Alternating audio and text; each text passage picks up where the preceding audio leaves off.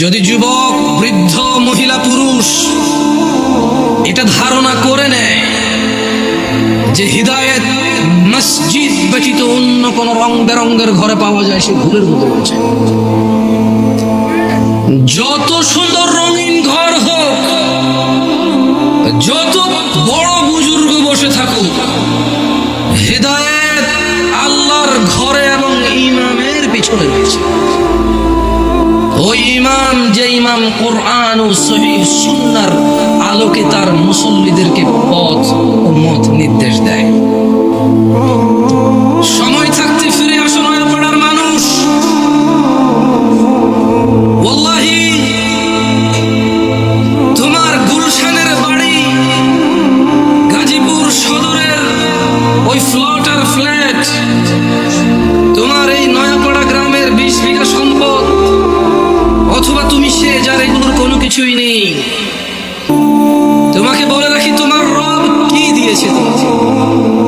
তিনি তোমাকে নিঃশ্বাস দিয়েছে, যার বদৌলতে তুমি এখন পৃথিবীতে টিকে আছো। যদি তোমার রব তোমার থেকে এই নিঃশ্বাসটুকু ছিনে নেয়, তোমার শরীরটা 24 ঘন্টার ভিতরে ঘৃণিত হয়ে যাবে।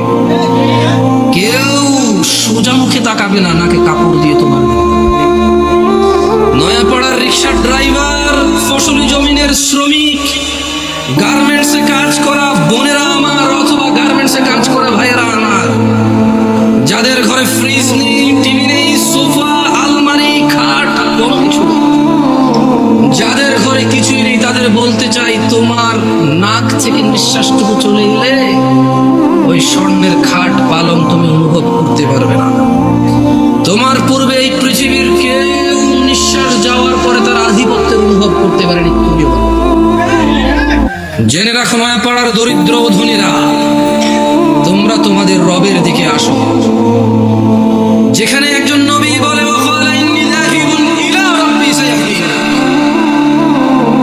আমি আমার রবের দিকে চললাম, তিনি আমাকে অবশ্যই হিদায়েত দেবেন। তোমরা রবের দিকে যাবে তো ইনশাআল্লাহ।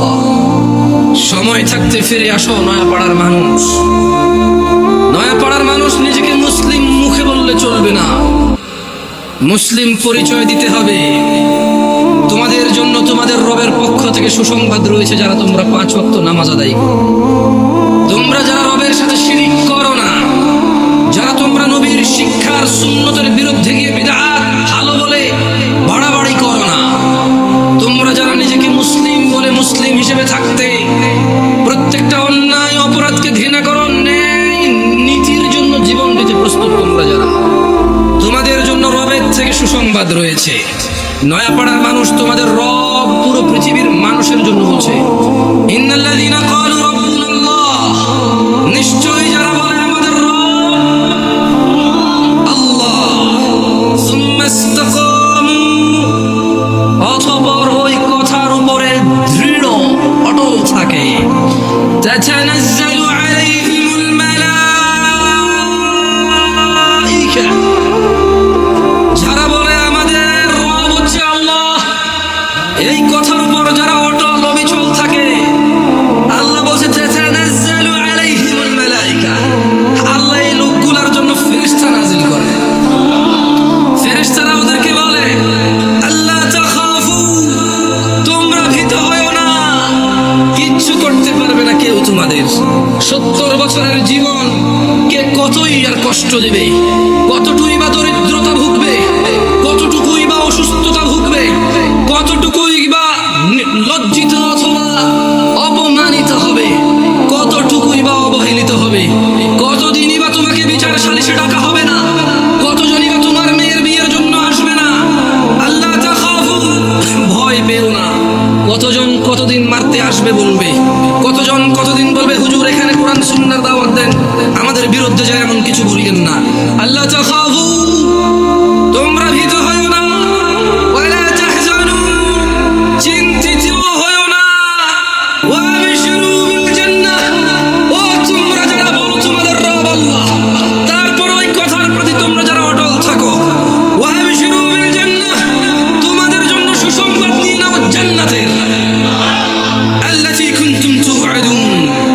যার প্রতিশ্রুতি তোমাদেরকে দেওয়া হয়েছিল, নাহনু আউলিয়াউকুম ফিল হায়াতিদ দুনিয়া ওয়া ফিল আখিরাহ।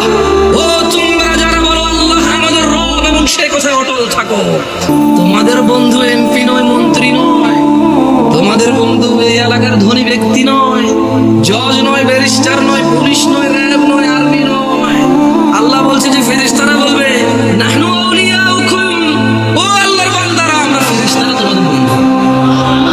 কোথায় বন্ধু? ফিদ দুনিয়া, ফিল হায়াতিদ দুনিয়া, তোমরা এই দুনিয়াতে বেঁচে আসো, জেনে রাখো আমাদেরকে না দেখলো আমরা তোমাদের বন্ধু আউলিয়া। ওয়া ফিল আখিরাহ, যখন মৃত্যুবরণ করে আখিরাতে যাবে, ফেরেশতারা বলছে যে ওখানেও আমরা তোমাদের বন্ধু।